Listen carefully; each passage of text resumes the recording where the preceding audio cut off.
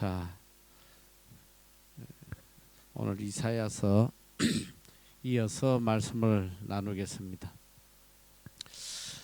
우리가 지난 시간부터 이사야 배우는데, 사실 보니까 이사야 제대로 하려면 몇 년을 해도 안 되겠다 싶은 생각이 들어요.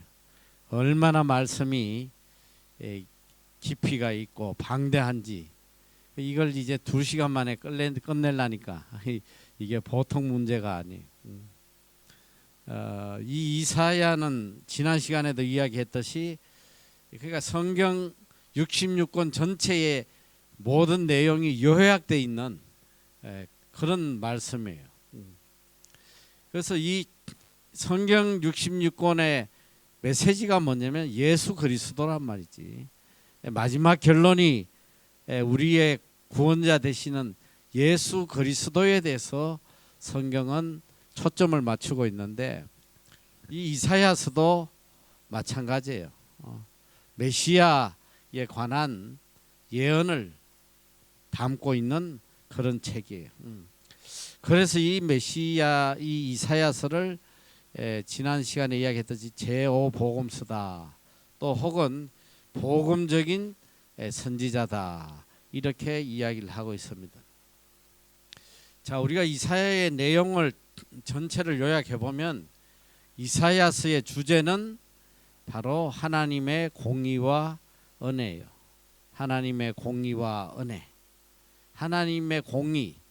이 공의는 바로 하나님의 심판과 관련돼 있고, 하나님의 은혜는 바로 구원과 관련이 돼 있습니다. 그래서 특별히 이사야에서 가장 많이 나오는 단어를 보면 거룩하신 하나님, 이 거룩하신 하나님이라는 단어가 25번이 나와요. 하나님의 속성에 대해서 하나님 거룩하신 분이다, 이게 25번이나 나오고, 심판에 대해서 이 심판이란 단어는 무려 52번이나 나와요.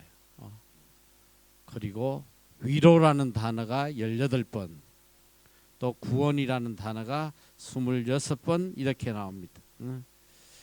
이 많이 나오는 단어만 봐도 이 이사야가 무슨 내용을 우리에게 전하는지 충분히 알겠죠. 하나님의 심판과 하나님의 구원, 이 두 말씀을 우리에게 알려주고 있다. 그리고 특별히 이 53장, 이 이사야 53장은 고난받는 예수 그리스도에 대한 내용인데, 예수님의 구원 사역을 가장 세밀하게 알려주는 장이에요. 이 53장은 굉장히 귀한 장이에요. 그래서 이 53장은 신약에서만 무려 85번이나 인용을 하고 있다. 이 85번이나 인용을 하고 있다는 거예요. 그리고 이사야서의 내용을 요약하면 한마디로 하나님은 유일한 구원자시며 지존하신 통치자이시다.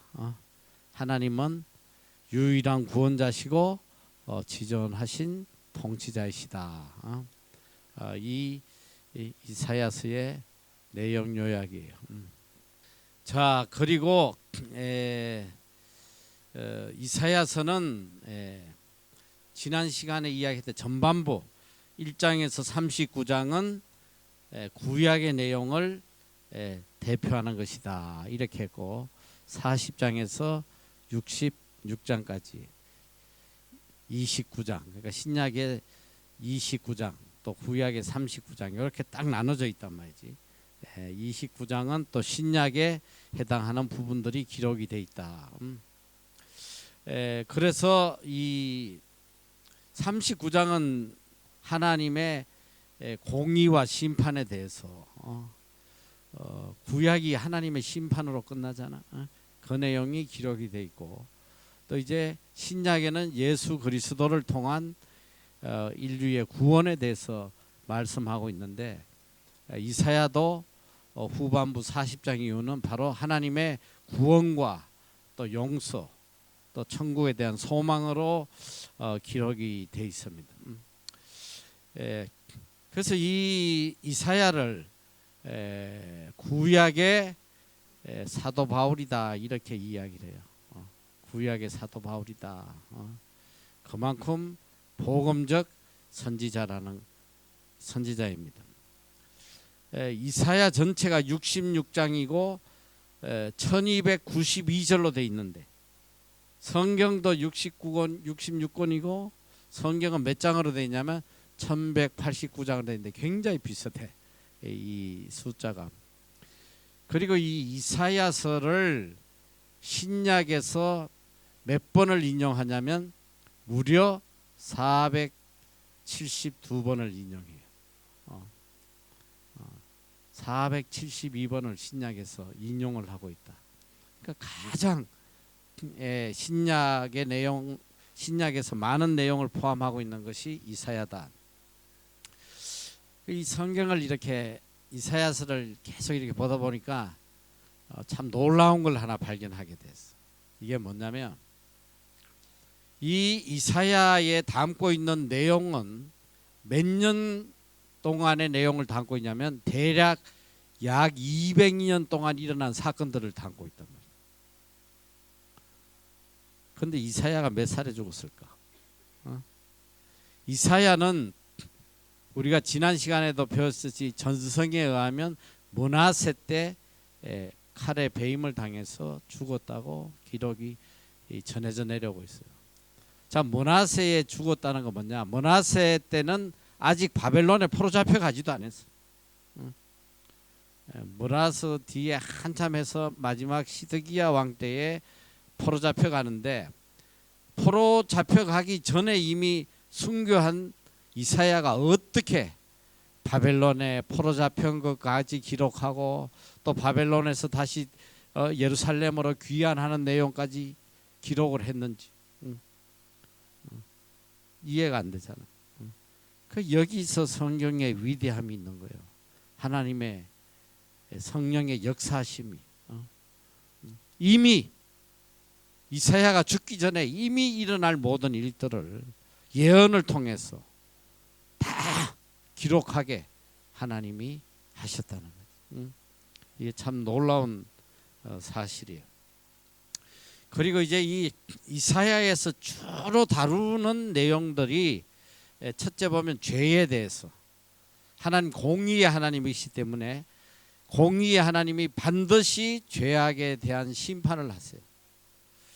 이 죄악에 대해서 하나님이 어떻게 그 부분을 다루고 계신지 그 죄에 대한 문제를 많이 다루고 있어요. 자, 대표적인 것이 1장 18절인데 여호와께서 말씀하시되 오라 우리가 서로 변론하자. 너희 죄가 주홍 같을지라도 눈과 같이 이어질 것이요 진홍같이 붉을지라도 양털같이 되리라.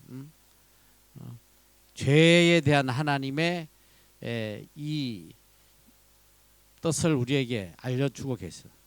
너희 죄가 주홍 같아도, 그러니까 아무리 죄악이 깊어도 하나님 앞에 나와서 회개하고 돌았을 때 양털처럼 깨끗하게 용서해 주신다는 속죄에 대한 말씀, 이 희망적인 말씀을 계속 들려주고 있어요.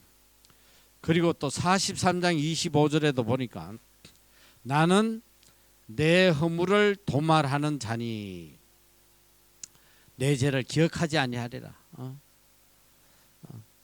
여기 말씀이 나는 곧 나는 나를 위하여 하나님께서 하나님 자신을 위해서 너의 허물을 도말하는 자다. 너의 죄를 기억하지 아니할 것이다.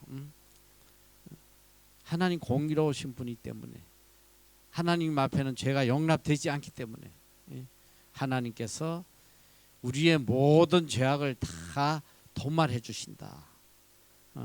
이 도말해 주시는 방법으로 예수 그리스도를 보내신다는 게 이사야에 다 기록이 되어 있단 말이에요.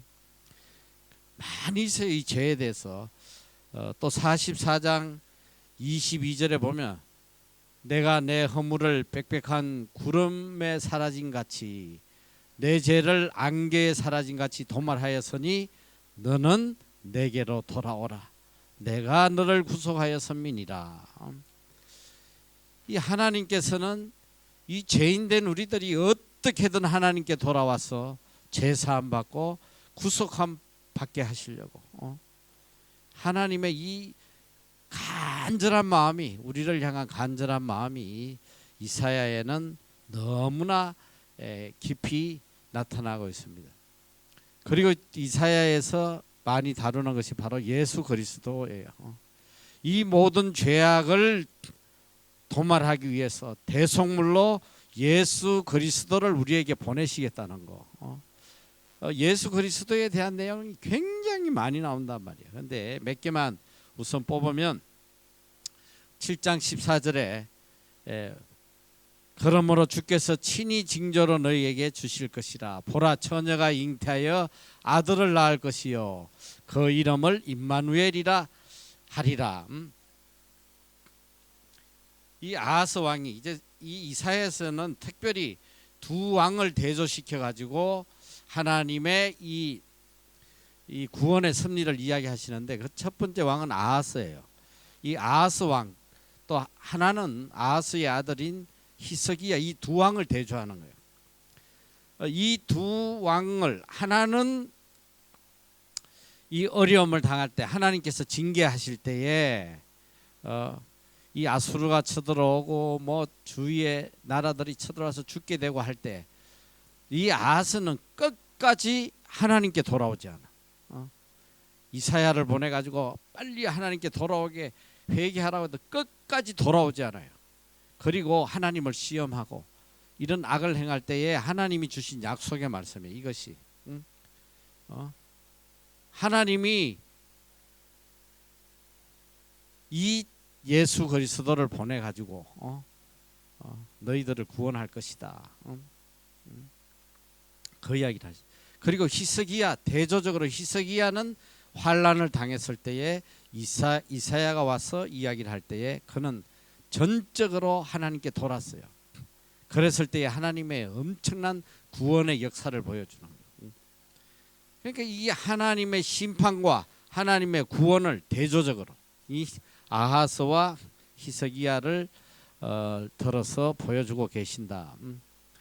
그때 이제 이미 아하스 때에 앞으로 너희들을 구원할 메시아가 올 것이다. 이 아하스의 모습으로는 도저히 이 하나님의 공의의 심판에서 벗어날 수 없기 때문에 너희들을 구원할 메시아를 보내겠다, 이렇게 약속을 하고 계신단 말이에요. 그리고 9장 6절에도 보면 이는 한 아기가 우리에게 낳고 한 아들을 우리에게 주신 바 되었는데 그 어깨에는 정사를 메었고 그 이름은 기묘자라, 모사라, 전능하신 하나님이라, 영존하시는 아버지라, 평강의 왕이라 할 것입니다. 참 놀랍잖아요. 이미 이때에 예수님이 오실 걸 뭐 끝없이 어마어마하게 많이 예언을 하고 계세요. 자, 그리고 이사야에서 또 많이 하시는 말씀은 이 하나님의 위로의 말씀이에요. 비록 죄를 짓고 심판을 받고 또 하나님의 징계 속에 살아가지만 절대로 두려워하지 말아라. 두려워하지 말아라. 너희들이 지금 징계 아래 있을지라도 반드시 내가 너희들을 지켜줄 것이다. 이 두려워하지 말라는 말씀이 참 많이 나오는데 우리가 너무 잘 아는 이사야서 41장 10절 말씀이야. 자, 다 같이 한번 읽어보자. 이게 너무 우리가 많이 알고 있는 말씀이잖아. 시작. 두려워 말라. 내가 너와 함께 함이니라. 놀라지 말라. 나는 내 하나님이 됨이니라. 내가 너를 굳세게 하리라. 참으로 너를 도와주리라. 참으로 나의 의로운 오른손으로 너를 붙들리라. 얼마나 놀라운 말씀이야. 어떤 상황 속에서도 내가 너와 함께 할 것이다. 너를 붙잡아주고 너를 도와주고 너를 구원해 줄 것이다. 비록 하나님이 이들을 징계하셔도 어떻게든 구원하시려는 그런 하나님의 마음이 아주 이사야에서는 세밀하게 드러나고 있어요. 또 41장 14절에도 말씀하고 계세요. 자, 한번 읽어보자. 시작. 지렁이 같은 너희 야곱아, 너희 이스라엘 사람들아, 두려워 말라. 나 여호와가 말하노니 내가 너를 도울 것이라. 내 구속자는 이스라엘의 거룩한 자니라. 이 지렁이 같은 놈들아, 이 지렁이는 밟아야 되는데 오히려 이 지렁이 같은 놈들에게 두려워하지 마라. 내가 너를 도와줄 것이다. 이렇게 위로하세요. 43장 5절, 44장 8절 뭐 계속 나오는데, 자, 이 두려워하지 말라 하다 보면 다 오늘 끝나서 안 되니까 넘어가고 그만 두려워하고 이제 넘어갑시다. 자, 그 다음에 많이 다루는 말씀은 새 일을 행하시겠다는 거예요. 우리에게 새로운 날을 주실 것이다. 하나님의 영광의 날이 도래할 것이다. 자, 43장 18절 19절. 너희는 이전 일을 기억하지 말며 옛적 일을 생각하지 말라. 보라, 내가 새 일을 행하리니 이제 나타낼 것이라. 너희가 그것을 알지 못하겠느냐? 정령이 내가 광야의 길과 사막에 강을 내리니. 자, 하나님께서 이제 옛날을 생각하지 말고 이제 내가 너희에게 새 일을 행할 것이다. 이 새 일이 뭐냐? 영광의 날이요, 소망의 날이요, 기쁨의 날이요. 이제는 더 이상 아픔과 슬픔과 고통이 없는 새 일. 그래서 이 이사야서 66장 결론은 너희들에게 새 하늘과 새 땅을 줄 것이다. 이 천국으로 끝나는 거예요. 천국. 천국 소망 가지고 살아라, 이렇게 하는 거예요. 그래서 어쨌든 뭐 이 구절 외에도 이 이사야에는 정말 하나님의 사랑과 하나님의 위로, 하나님의 구원의 말들이 정말 가득 차 있는 너무나 귀한 말씀이요. 읽어보면 여러분들이 정말 많이 들은 가사들이 거기 다 있어. 우리가 부르는 찬양의 가사들의 대부분이 이사야서에 나오고, 여러분들이 이렇게 뭐 위로한답시고 보내는 뭐 이모티콘 뭐 이런데 뭐 나오는 성경 구절들도 대부분 이사야 글이 굉장히 많아요. 거기에 위로의 말씀, 소망의 말씀, 구원의 말씀이 가득 차 있기 때문에 그래요. 이사야서 전반부는 아까 이야기했듯이 바로 공의의 하나님이 죄에 대한 심판하시는 내용, 그리고 40장에서 66장은 하나님의 약속과 위로의 말씀, 또 구원의 말씀이 가득 차 있다는 것. 자, 그래서 이걸 내가 사실 준비는 내가 1장, 2장, 3장, 66장까지 이 키 포인트들을 준비를 했는데 뭐 그거 다 해줘봐야 기억할 인간이 하나도 없기 때문에 요건 중요한 것만 내가 지금 1시간 안에 오늘 내가 어쨌든 이사야를 끝내야지 진도를 나간단 말이야. 그래서 한데 이사야에서 이제 중요한 것들만 좀 하려고 그래요. 그 이제 이 이사야서는 특별히 또 이제 39장까지 안에 12장까지 1장에서 12장까지는 특별히 이 유다 백성과 이스라엘에 대한 하나님의 그 예언을 기록하고 있어요. 이스라엘 백성들에 대한 특별히 예루살렘에 대한 경고를 집중적으로 해요. 죄에 대한 하나님의 심판, 이 죄에 대한 심판을 하나님이 하시는데 누구를 통해서 이 공의의 법을 집행하느냐? 하나님께서 누굴 들어 하냐면 바로 이방 나라들을 들었어. 하나님의 공의를 집행하는 아수르를 들어가지고 그냥 그 죄에 대한 징계를 하시는 거예요. 또 그 이웃의 여러 나라들을 들어서 이제 하나님이 심판하시는 내용들이 나오고 있어요. 그래서 이 1장에서 12장까지는 특별히 이 유다 백성, 이스라엘, 특별히 예루살렘의 이 죄악에 대해서 책망을 하시는데 그들의 죄에 대해서 구체적으로 지적을 해주세요. 그 죄악을 화 있을진저, 이 화 있을진저라는 말로 시작하는 6가지 죄악을 나열을 해놓는데, 이 6가지 죄악이 어떤 죄악이냐면, 첫째는 불법으로 재물을 모으는 죄악을 하나님이 책망을 하세요. 불법으로 재물을 모은다. 이건 뭐냐면 공의가 없었는 거야. 남의 눈에 피눈물을 흘려가면서 그냥 남을 착취하고 압제하고 교묘한 악한 방법을 다 동원해서 자기 재물을 모으는데 혈안이 되어 있는 이 악한 행동. 그런데 지금 여기 화 있을진저 6가지 이 죄악이 오늘 우리 삶에 그대로 지금 일어나는 일들이야. 이 다른 죄보다 이 불법으로 재물을 모으는 것에 대한 책망을 하나님이 제일 먼저 하신 거에는 이게 가슴에 참 와닿는 거예요. 왜? 돈이라면 피눈물이 없는 거예요. 이게 지금 예수를 믿든지 안 믿든지 그냥 돈만 보면 그냥 눈알이 다 뒤집어져 버려요. 이 사건 목회자들도 돈 막 그냥 헌금 착취하는데 혈안이 돼 있는 그런 사이비들이 굉장히 많잖아. 그러니까 프라이오리티가 오직 재물을 모으는 거야. 재물을. 하나님을 믿노라 하면서도 하나님 앞에 열심히 제사 지내고 금식하고 다 하면서 이제 보면 하나님께서 이제 그런 걸 굉장히 책망하시는 거야. 종교적 경건의 의식은 다 하면서 속에 들어가 보면 이런 악들을 취하는 거야.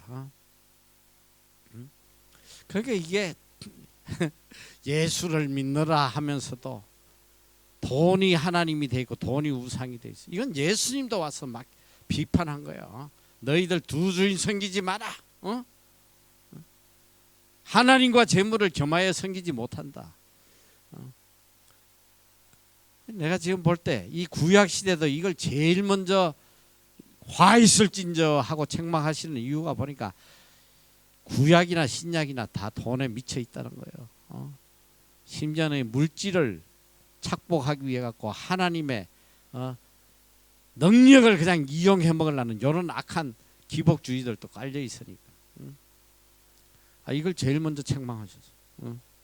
화 있을진저. 그 다음에 두 번째 이 죄악을 지정하시는데 향락을 일삼고 살아간다. 이거 뭐야? 세상에 육적인 쾌락을 위해 살아가는. 오늘 우리들 모습 아니야? 하나님을 믿노라 하면서 육신의 쾌락을 쫓아 살아가는. 이게 구약 시대도 예루살렘, 이 하나님의 이 백성이란 것들이 다 그렇게 살았다는 거예요. 셋째는 하나님을 두려워하지 않고 죄를 밥 먹듯이 짓는 신앙의 위선을 행했다. 이게 뭐냐?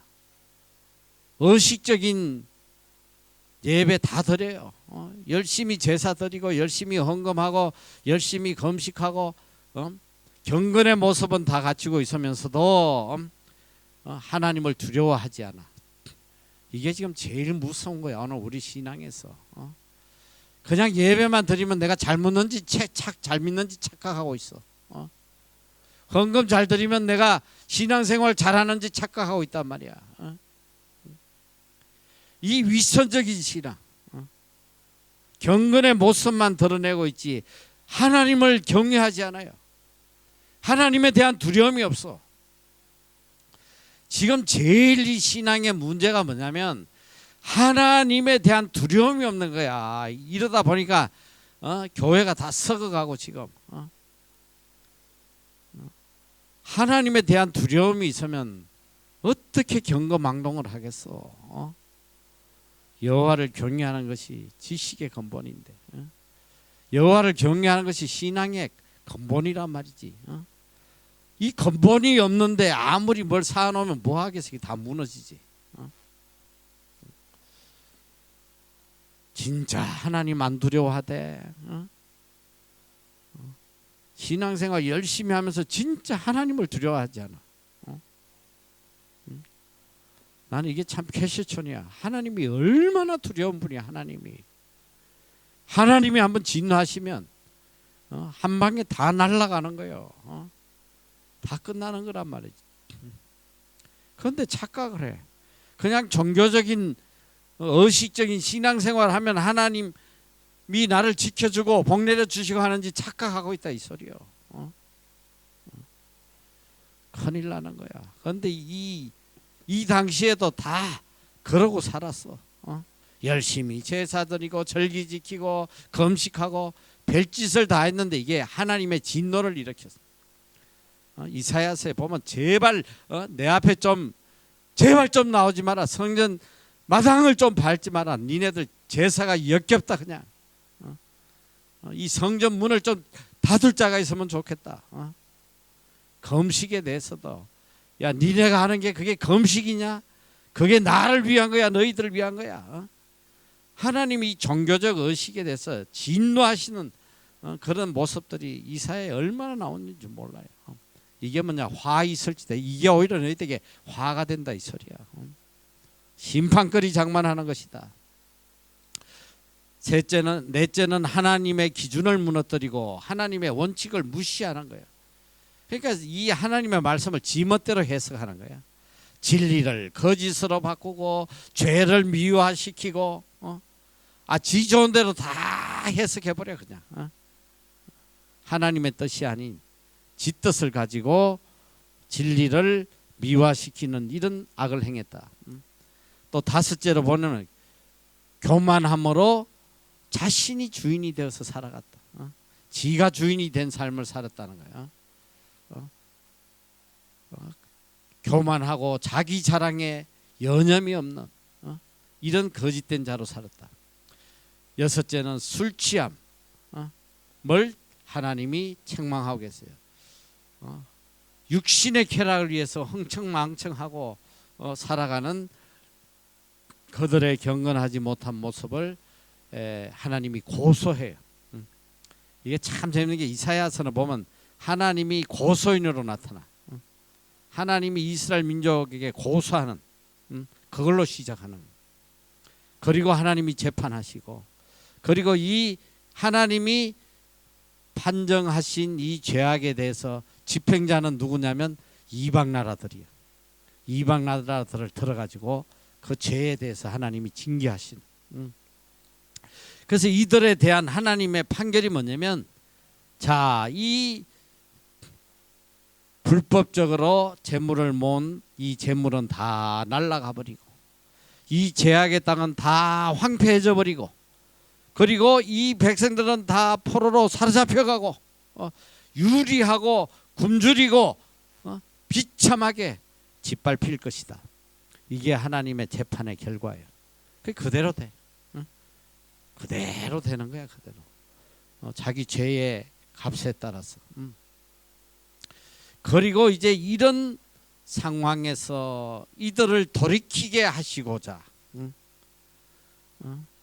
이 죄를 용서받게 하시고자 하나님께서 한 선지자를 보내시는 거예요. 그게 바로 이사야. 그래서 이 6장에는 이사야의 부르심에 대해서 나와요. 도대체 누가 이들에게 가서 이 주의 목소리를 이 하나님의 말씀을 이들에게 들려줄 것인가. 그때 이제 이사야가 주여 내가 여기 서니 내가 가겠습니다. 내가 가겠다 하는 그 내용이 6장에 나타나고 있어요. 자 그리고 6장 8절 빨리 한번 보고 갈까? 자 내가 또 주의 목소리를 들은 적이 이르시되 내가 누구를 보내면 누구를 위하여 갈고 그때에 내가 가로되 내가 여기 있나이다 나를 보내소서. 이 이사야가 서임 받는 부름을 받는 장면이에요. 그리고 7장에는 이 유다의 죄를 아하스의 죄를 심판할 때에 하나님께서 비로소 메시아를 보내줄 거라는 말씀을 합니다. 아까 우리가 읽었던 이사야 7장 14절 말씀에 처녀가 아들을 낳을 것이다. 내가 메시아를 보낼 것이다. 그리고 이제 8장에서 12장까지는 연속된 내용인데 이 하나님의 심판의 결과로 이스라엘은 아수르에게 멸망당할 것이고, 그 하나님이 예언하신 그대로, 하나님이 재판하신 그대로 이 아수르는 BC 721년에 이스라엘을 침공해서 완전히 초토화시켜버려요. 민족을 다 혼혈아로 만들어버리고 없애버려. 그대로 하나님의 징계가 이루어져요. 그리고 이 유다는 아수르에 의해서 계속 이 환란을 당할 것을 예언하는 그 내용이 이제 8장 12장에 이어지는 내용입니다. 자, 그래서 이 12장 안에는 특별히 이런 환란 속에서 하나님이 비록 죄악에 대한 징계를 하시나 구원자를 보낼 것이라는 거, 메시아를 보낼 것이라는 것을 계속 보여주고 있어요. 9장에도 나오고 11장에도 나오고, 그리고 그 12장 안에 이제 남은 자의 렘넌트, 이 마지막 남은 자의 다 멸망받고 흩어지고 유리하고 다 끌려가고 하지만 그 와중에 남은 자가 있다. 끝까지 하나님의 말씀을 의지하고 이 메시아를 기다리는 이 남은 자를 남겨둘 것이다. 하나님은 이 남은 자를 통해서 구원의 역사를 이뤄 가시는 거예요. 그 남은 자의 이야기가 나오고 있다. 자, 그 다음에 13장부터 23장까지는 열방에 대한 하나님의 심판을 예언하는 거예요. 그러니까 하나님의 구원의 역사는 오직 이스라엘에게만 한정된 것이 아니고 온 우주적, 전 세계적, 열방까지도 하나님의 구원의 대상이라는 것을 이사야는 보여줘요. 이미 이사야 때에 열방에 대한 구원을 이야기하셨기 때문에 오늘 우리가 이 자리에 있다는 사실을 알아야 된단 말이지. 할렐루야. 이게 놀라운 소리야. 이미 이사야 시대부터 열방에 대한 구원을 하나님이 약속하셨기 때문에 우리 같이 이 유교 문화에 찌들어 있고 불교 문화에 찌들어져 지옥불에 가야 될 우리 이 백성들이 하나님의 구원의 은혜를 입는 이런 역사가 일어났다는 거예요. 특별히 이 13장에서 23장까지는 바벨론과 모압과 다메섹, 애굽, 두로에 대한 경고와 동시에 또 그들에 대한 구원의 메시지를 하나님이 들려주고 계신다는 거예요. 그리고 이 안에서 이 열방에 대한 심판과 구원을 이야기하면서 여기에 주목해야 될 너무나 귀한 메시지가 하나 있어요. 그게 뭐냐면 바로 하나님은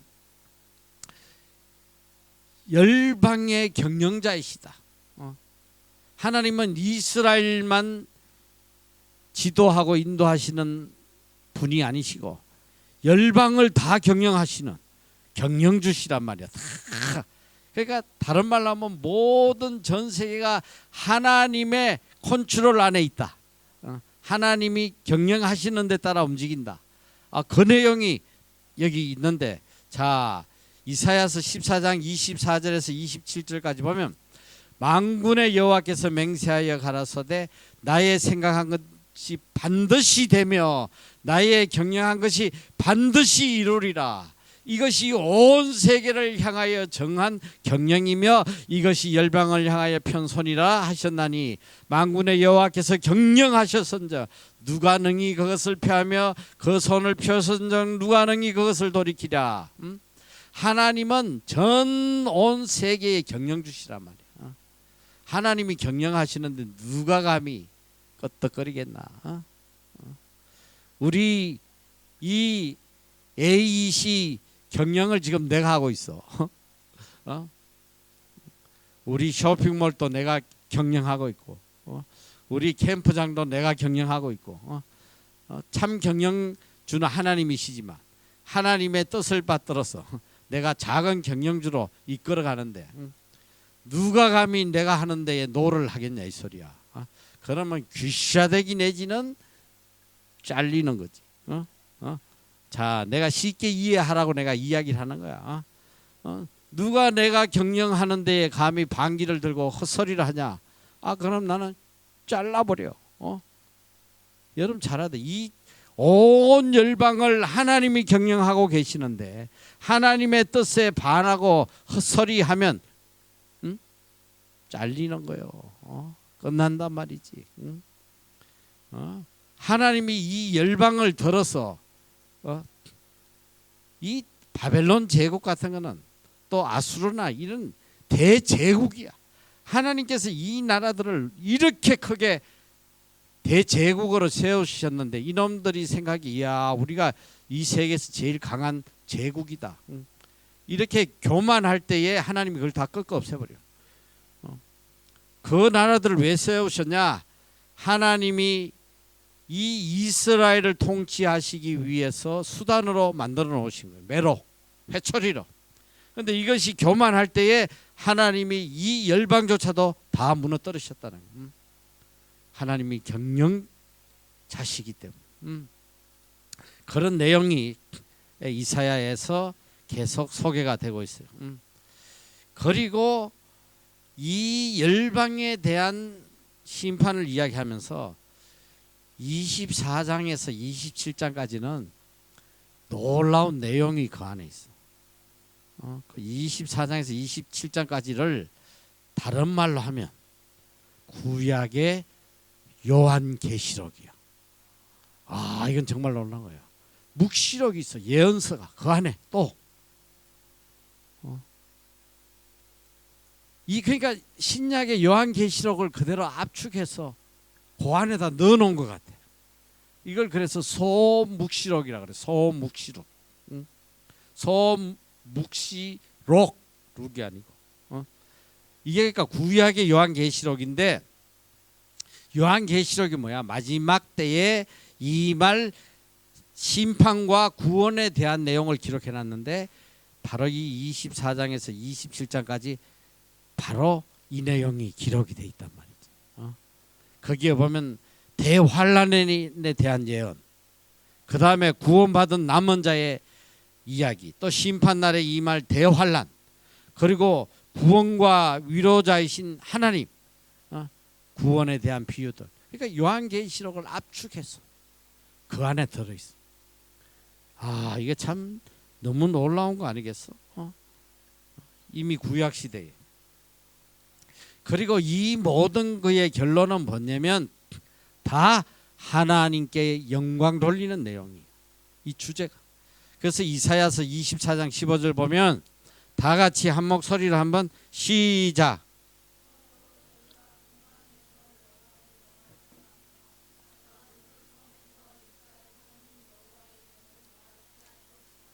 온 열방이 해야 될 거. 이것 때문에 열방이 존재하는 거야. 너희가 동방에서 여호와를 영화롭게 하고 바다 모든 섬에서 이스라엘 하나님 여호와의 이름을 영화롭게 할 것이다. 이걸 위해서 우리가 창조되었다는 거지. 자, 그리고 28장에서 35장까지는 다시 예루살렘에 대한 경고를 하고 있습니다. 그런데 이 예루살렘에 대한 경고를 하시면서 하나님께서 하나님 이렇게 경고를 주시고 또 심판을 예언하실 때는 반드시 그 뒤에 하나의 조건이 따라 있어. 회개하고 돌아오면 구원이 임할 것이다. 회개하고 지금이라도 돌아오면 내가 너희를 건져줄 것이다 라는 하나님의 약속이 기록이 되어 있다. 그리고 28장 29장은 또 에브라임에 대한 하나님의 예언이 있어요. 심판에 대한 예언. 또 30장에서 31장은 아수르에 대해서, 또 32장 33장은 히스기야에 대해서, 34장은 또 모든 나라들이 하나님의 백성을 괴롭히는 모든 나라들의 파국에 대해서 또 이야기하고 있고, 35장은 하나님의 나라가 이제 교회로 나타난다는 것을 예언해 주고 있습니다. 그리고 이제 36장에서 39장은 또 다시 한번 비유로 예를 들어서 한 사건을 들어서 하나님이 이 땅의 주권자이심을 다시 보여주는, 그것이 뭐냐, 바로 히스기야 왕의 사건이야. 히스기야가 병들고 히스기야가 이 아수르에 포위된 18만 5천 명을 하나님이 죽이시고 이런 초자연적인 초능력적인 하나님의 구원의 역사로 살아남는, 그러니까 하나님이 역사의 주인이시라는 것을 보여주는 이 사건들을 히스기야 왕을 통해서 보여주고 계시는 그런 내용으로 전개가 되고 있습니다. 그래서 이게 1장에서 39장은 바로 하나님의 심판과 하나님의 그 구원의 역사를 보여주고 있는 구약의 내용이 돼 있다. 그리고 이제 40장에서 66장까지는 바로 신약에 대한 내용으로서 근데 이게 참 놀라운 게 1장 39장까지에는 누구를 통해서 하나님의 역사가 나타나냐면 이사야를 통해서 나오잖아요. 이사야의 이름이 계속 나와요. 근데 40장에서 66장까지는 이사야 이름이 하나도 안 나와. 오직 하나님이 주인이 되셔서 하나님이 이끌어 가시는 내용들로만 수록이 돼 있다. 이 전반부에는 이 아수르를 들어가지고 하나님께서 이스라엘을 박살내시고 회개하고 돌아오게 하시는 그런 내용을 돼 있고, 40장 이후에는 어떤 내용이냐면 포로 잡혀간, 바벨론에 포로 잡혀가서 돌아올 때까지의 그런 내용들로 기록이 돼 있거든. 그래서 후반부는 바벨론에 포로 잡혀가서 하나님의 역사로 다시 예루살렘에 돌아오는 구원의 말씀들로 가득 채워져 있는 거예요. 그래서 이 40장 이후에는 위로의 말씀, 구원의 말씀으로 가득 채워져 있어요. 그 도표 한번 보여줄까? 내가 도표 하나 지난주에 줬는데 그걸 한번 보면 조금 더 상세하게 여러분이 이해할 수 있을 것 같아요. 자, 이사야 전체 구조가 지금 이렇게 돼 있단 말이야. 크게 나누면 1장에서 39장까지가 한 파트고, 그 다음에 40장에서 55장, 그 다음에 55장에서 66장 이렇게 돼 있는데, 자, 아까 내가 이야기했듯이 1장에서 12장까지는 유다와 이스라엘의 심판과 구원에 대한, 또 아하스의 예를 들어서 하나님께서 말씀하시는 것, 13장과 23장의 열방을 통한 하나님의 메시지, 24장에서 27장 소묵시록, 요한계시록에 함축되어 있다. 그리고 28장에서 35장에 다시 6가지의 화에 대한 내용을 이야기하고 있어요. 자, 그리고 36장에서 39는 히스기야까지가 이제 한 파트에 한 파트, 구약에 해당하는. 그런데 이제 40장에서 55장까지를 또 하나로 보는데, 이게 뭐냐면 바로 이스라엘이 바벨론에 포로 잡혀가 있을 때의 내용들을 기록하고 있단 말이야. 그리고 이제 56장부터는 하나님의 구원의 역사로 바벨론에서 시온으로 회복되어 오는, 예루살렘에 돌아오는. 그런데 여기 이제 보면 그 이사야는 구원의 역사가 누구를 통해서 일어났냐면 왕과 하나님께서 누구를 세워서 하냐면 왕과, 그 다음에 선지자와, 그 다음에 누구냐면 종들을 통해서, 종을 통해서 구원의 역사를 일으켜. 근데 여기 이제 종이 나오는데 두 종류의 종이 나와요. 40장에서 48장은 물론 이제 예수 그리스도께서 종으로 오셔서 우리 인류를 구원하는 내용이 포함되어 있지만, 거기에 이제 구체적으로 이 종을 누굴 들어서 역사를 하시냐면 바로 고레스 왕이야. 이 바사야, 메데 바사의 첫 번째 왕인 고레스. 하나님께서 이 고레스를 하나님의 종으로 세워가지고 이 포로 잡혀간 이스라엘 민족이 다 예루살렘에 돌아가도록 구원의 역사를 일으켜요. 이게 참 정말 놀라운 거야. 그리고 그 뒤에 나오는 56장 뒤에 나오는 종은 바로 예수 그리스도 메시아를 이야기하는 내용들인데, 그래서 이 하나님의 하시는 역사가 이 고레스는 이방 나라의 왕인데, 하나님께서 고레스가 내 종이라고 그래요.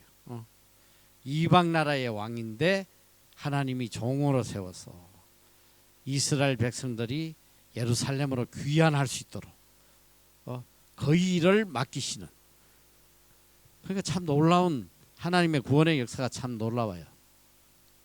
그리고 이제 이 후반부에 보면 참 또 재밌는 내용이 나와. 40장, 우리가 이제 40장에 이제 종을 통한 구원 사역이 나오는데, 거기에 보면 세상에 세례 요한이 예수님이 오시기 전에 요단강가에서 예수님의 길을 예비했던 그 내용까지도 나오고 있어. 이게 정말 놀랍잖아. 세례 요한에 대한 얘기가 나오고 있다. 40장 3절 한번 보면, 자, 외치는 자의 소리여 가로되 너희는 광야에서 여호와의 길을 예비하라, 사막에서 우리 하나님의 대로를 평탄케 하라. 이게 세례 요한이 와서 예수님이 오시기 전에 예수님의 길을 평탄케 했던 그 사역의 내용이 이미 이사야서에 기록이 되어 있다는 거예요. 그리고 이제 후반부는 세례 요한의 광야에 외치는 소리로 시작해서 마지막 새 하늘과 새 땅으로 마치고 있는 거예요. 이사야 66장 22절 보면 이제 마지막 결론이야. 나 여호와가 말하노라, 나의 지을 새 하늘과 새 땅이 내 앞에 항상 있을 것 같이 너희 자신과 너희 자손과 너희 이름이 항상 있으리라. 이렇게 끝나는데, 자, 그 안에 이제 우리가 종에 대해서 좀 공부를 하면 이사야의 후반부에 이 아주 키 장이 뭐냐면 종의 노래가 나와. 종의 노래. 종의 노래. 이 종의 노래는 이 42장부터 53장까지 이어지는데, 여기에 보면 이제 예수 그리스도를 종으로 묘사하고 예수님의 모든 사역이 이 10장에 걸쳐서 나타나고 있는 거야. 이 안에는, 자, 첫째는 말씀을 전파하러 다니시는 내용이 42장에 나오고, 그 다음에 땅끝까지 복음을 전하시는 내용이 49장에 나오고, 수역과 고난을 통해 복음을 전파하며 순종하는 내용이 50장에 나오고, 그 다음에 고난을 통해 구원의 사역을 이루시고 승리와 영광을 받으시는 종의 모습이 52장에서 53장에 나오고, 이 장들을 종의 노래라고 그래. 그리스도에 대한. 자, 그래서 우리가 너무 잘 아는 이 그리스도에 대한 내용, 오늘 또 우리가 세례식 때도 그 늘 우리가 하는 그 성경 구절인데, 53장 5절을 좀 뒤에 있는 건데 보면 그 다음 페이지인데, 이사야서 53장 5절이 이 종의 노래 안에 들어가 있는 53장, 이 53장은 예수님의 고난을 가장 세밀하게 표현해 놓은 거예요. 우리가 너무 잘 아는 말씀이잖아. 예수님의 십자가의 모습을 그대로 기록해 놓은. 자, 시작. 그가 찔림은 우리의 허물을 인함이요 그가 상함은 우리의 죄악을 인함이라. 그가 징계를 받음으로 우리가 평화를 누리고 그가 채찍에 맞음으로 우리가 나음을 입었도다. 이런 예수님의 십자가, 이 모든 사역들이 이사야서 너무 세밀하게 종의 노래로 예수님의 공생의 사역의 내용들이 이미 다 기록이 되어 있다는 거예요. 이사야 안에. 이게 참 너무 놀라운 것이잖아. 특별히 49장 57장에서는 하나님의 이 세상의 구원의 내역이 상세하게 또 기록이 되어 있어요. 이 중간중간 보면 예수님의 모습에 대해서 얼마나 세밀하게 나와 있는지 내가 이제 시간이 없어서 준비는 했으나 이걸 다 하지 못한데 52장 13절 이하에도 나오고 53장 1절에도 나오고 내가 53장 1절을 하나만 빨리 읽고 넘어가는데 우리의 전한 것을 누가 믿었느냐 여호와의 팔이 네게 나타났느냐 그는 주 앞에서 자라나기를 연한 순 같고 마른 땅에서 나온 줄기 같아서 고운 모양 높고 풍채도 없은즉 우리의 보기에 흠모할 만한 아름다운 것이 없도다. 그는 멸시를 받아서 사람에게 실어 버림받았으며 강고를 많이 겪었으며 질고를 나는 자라 마치 사람들에게 얼굴을 가려고 보지 않으면 보는 자 같아서 멸시를 당했고 우리도 그를 귀히 여기지 아니한도다. 이 예수님에 대해서 묘사한 내용들이 끝없이 나오고 있습니다. 자, 그래서 특별히 그 53장은 여러분이 가서 다시 한번 꼭 읽어보도록 바로 그리스도의 고난과 영광을 가장 세밀하게 기록해 놓은 내용들이에요. 그래서 이 53장은 그리스도에 관한 내용이 집중적으로 기록이 되어 있고 54장은 그리스도의 교회에 대해서 또 55장은 그리스도 안에서 교회를 향한 하나님의 언약에 대해서 기록을 하고 있습니다. 또 이제 56장은 하나님의 구원을 입은 백성들이 이 땅에서 어떤 신앙생활을 해야 되는지 그걸 알려주고 있단 말이에요. 하나님의 약속을 붙들고 열방을 향한 중보자의 삶을 살라고 우리에게 알려주고 계세요. 아주 세밀하게.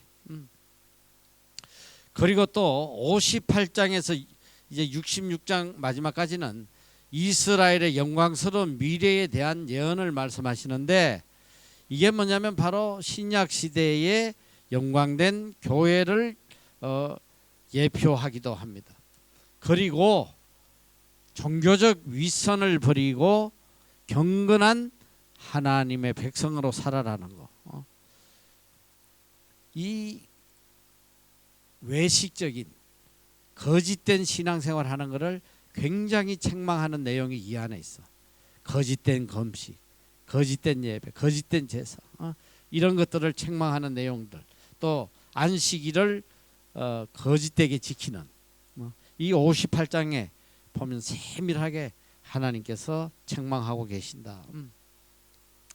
자, 그리고 이제 59장 이하는 하나님께서 이 하나님이 구원하신 백성들이 앞으로 얼마나 미래의 영광된 빛을 발하고 살아갈 건지를 또 이야기하고 계세요. 그리고 61장에서 62장은 이스라엘의 회복과 기쁨과 영광을 축복해주는 내용이 나와요.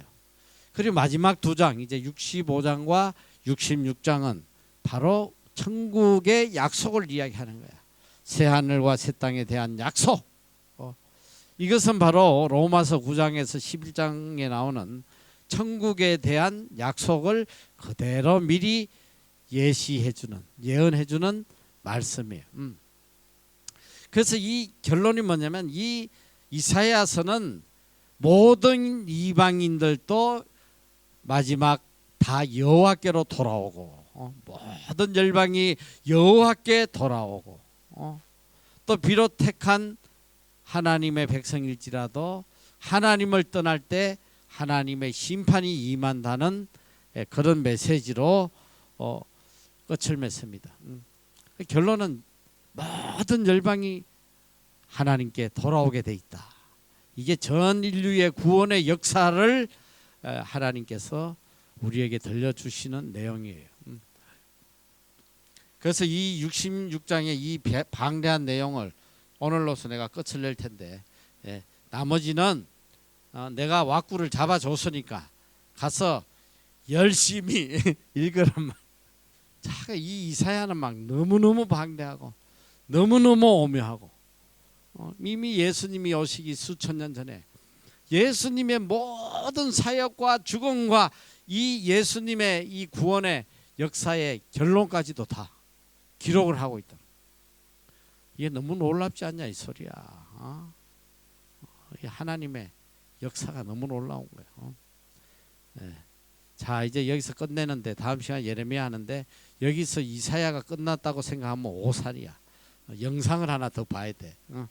자, 지난번에 이어서 짧은 영상 오늘 공부한 걸 요약할 텐데 일단 기도하고 요 영상을 보도록 할게요. 자, 기도해. 사랑의 하나님 감사합니다. 이사야를 통해서